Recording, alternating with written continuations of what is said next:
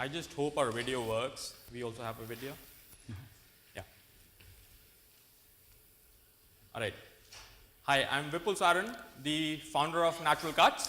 My name is Harrison Willis, and I'm the Vice President for Business Development. So, Natural Cuts provides shelf-stable, fresh-cut produce to the food service sector.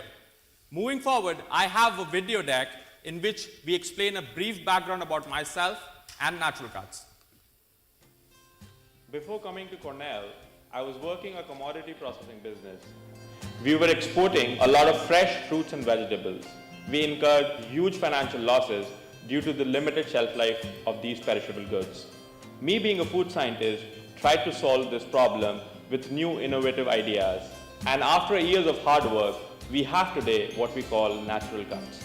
Food waste from fresh produce is a big problem worldwide, and the process we have developed for extending the shelf life of pre-cut potatoes is a step in the right direction. The science behind Natural Cuts is actually interesting. It is a process that allows us to not use any preservatives, chemicals, or additives. This process actually gives us the ability to extend the shelf life of these perishable goods over a period of 50 days at room temperature conditions, meaning we don't require any refrigeration or freezing.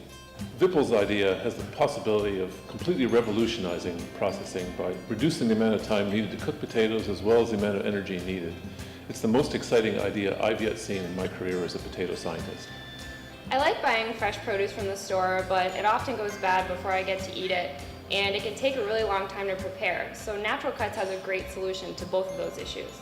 Natural Cuts proposal provides an incredible value proposition for not only me and my kitchen staff, but my bottom line. And customers love the non-GMO, fresh cut vegetable flavor. All right. So, as we all understand and are very familiar with the fact that the short shelf life of these perishable goods causes massive food waste. Now in US itself, more than 44% of this fresh fruits and vegetables leads to food waste. And this accounts for over $127 billion. Now with Natural Cuts, we have the ability to significantly reduce this number, and this is where we see the big opportunity. But the question is, who needs Natural Cuts? Right, and to talk about who needs Natural Cuts, let's go back to Kevin from the video. He's the owner of Luna Street Food and our quintessential target customer. And owners like Kevin face a variety of problems throughout the day that Natural Cuts can solve. For instance, he faces high labor costs when using natural ingredients, which Natural Cuts eliminates. He has high energy costs when storing frozen vegetables, which he no longer needs to worry about when using our product. And for somebody who has time and space constraints, a product that eliminates time and space constraints is a very good idea. One of the largest issues that Kevin faces is getting consistent quality ingredients throughout the year, especially in the winter. And he demands this consistent quality produce because his customers demand the consistent quality produce. And this is where Natural Cuts comes in, because we can help Kevin deliver consistent quality produce throughout the year with our shelf extension technology, which both Kevin and his customers can enjoy.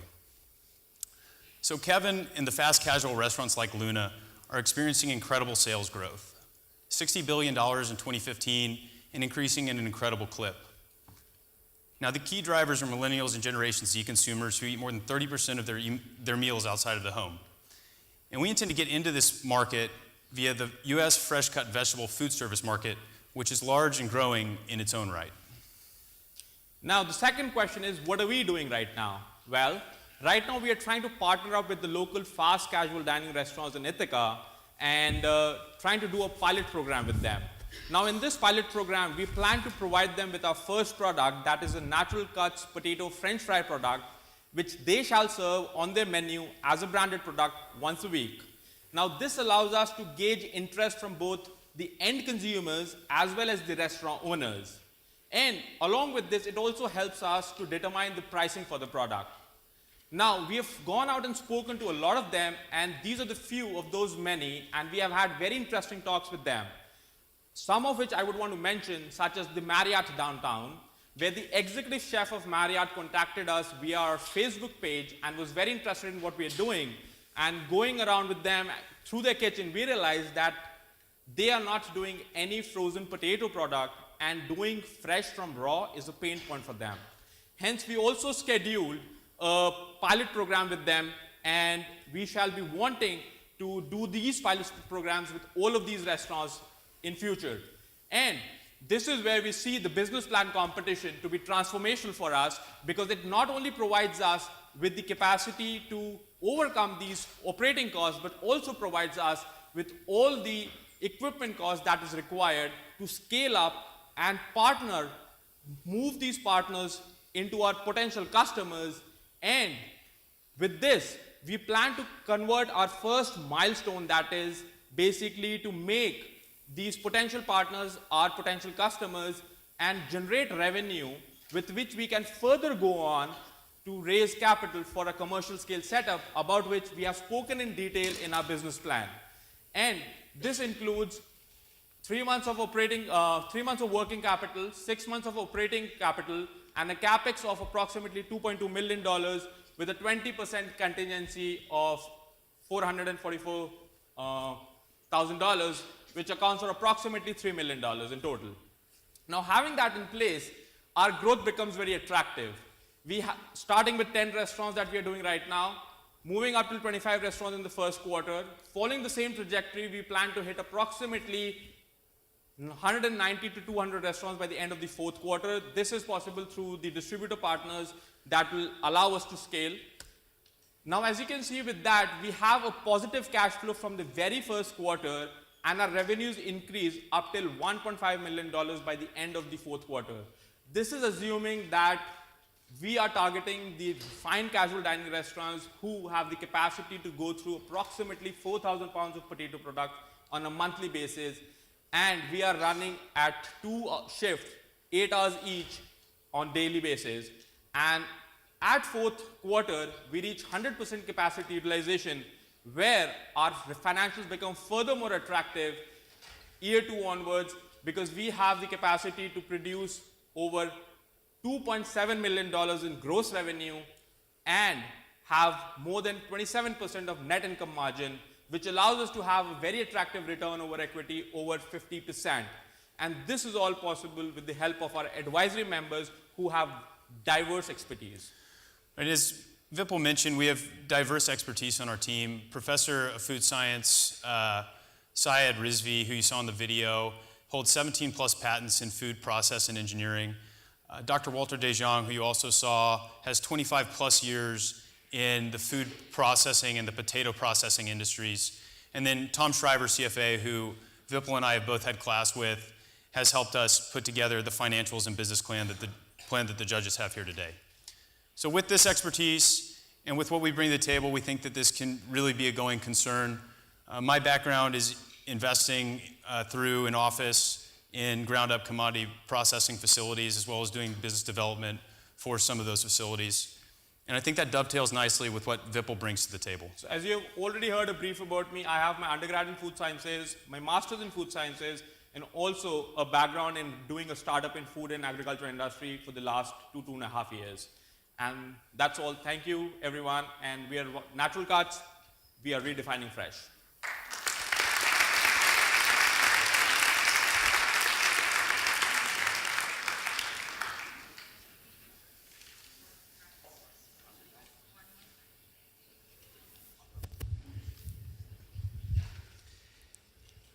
So in the business plan, you listed that the product is good for 50 days without refrigeration.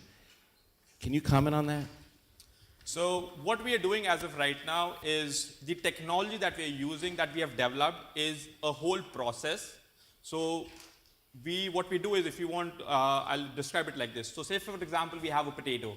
What we're doing is we are peeling the potato, cutting it whatever the way our customer wants it, and we run it through our process, which allows us to extend the shelf life of that pre-cut potato for a period of over 50 to 60 days at room temperature conditions without using any refrigeration at any point in the supply chain.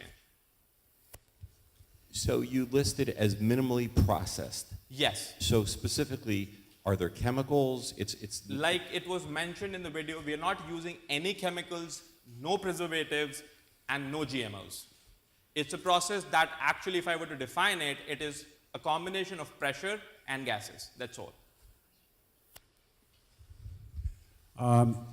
Very fascinating. I noticed that your logo has a potato in it, so I assume you're going to be mainly potatoes and not vegetables, as you say. Is that correct? We start with potatoes, and I would like hear your question, but I have. Okay. Well, you're getting into a business with huge competition. Yes. Big, deep pockets. Water processors that are, in Idaho and places where potatoes are grown. And you're going to rely on distributors to sell this into restaurants because you have very low marketing budget. Sales and marketing budget is very skinny and a big investment in plant. Okay, well, that's fine. So how are you going to get the distributors to sell this in? Right, so our strategy is to get the restaurants that we mentioned in the presentation. So when we've gone out and talked to different people who've gone down this road, Ithaca Hummus being one, our understanding is the best way to get those distributors on board is to build a book of people who are already using the product. So by going to these restaurateurs, building our book, and then giving that to the distributor to say, hey, we have these on board, let's take it to the next level. I think that's our initial strategy. And to add on to that, I would just like to mention, because I just saw 5-minute thing and I just got startled, but I had to mention that we had interesting conversations with the Boatyard Grill as well.